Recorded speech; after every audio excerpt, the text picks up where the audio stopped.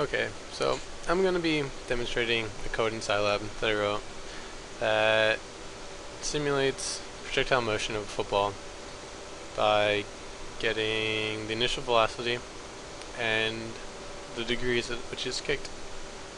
And then from there the code breaks down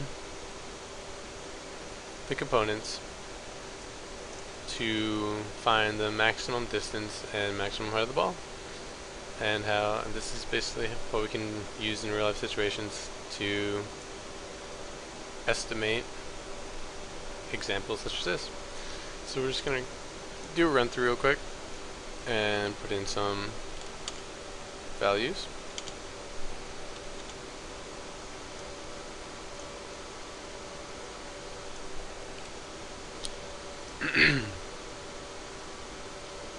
And here we see the ball following the path based on our user input.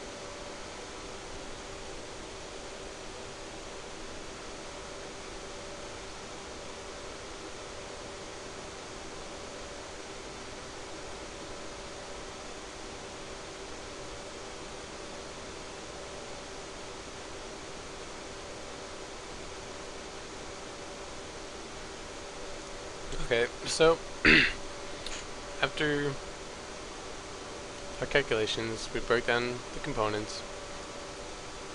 There's the x component, the y component, and they were the same since we used an angle of 45. And then the useful information we can get was figuring out the max height and max distance traveled. Basically, those are done in this portion of the code.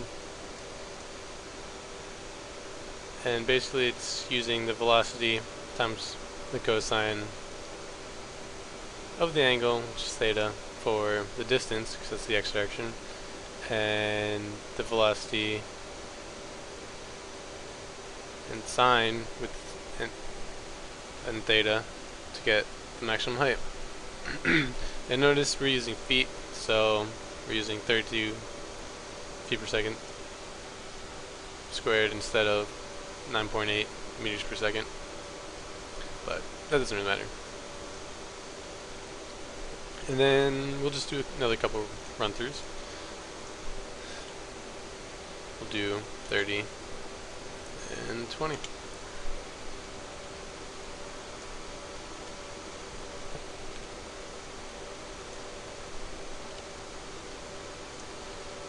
And yeah, that didn't really go very far, but it's another quick example.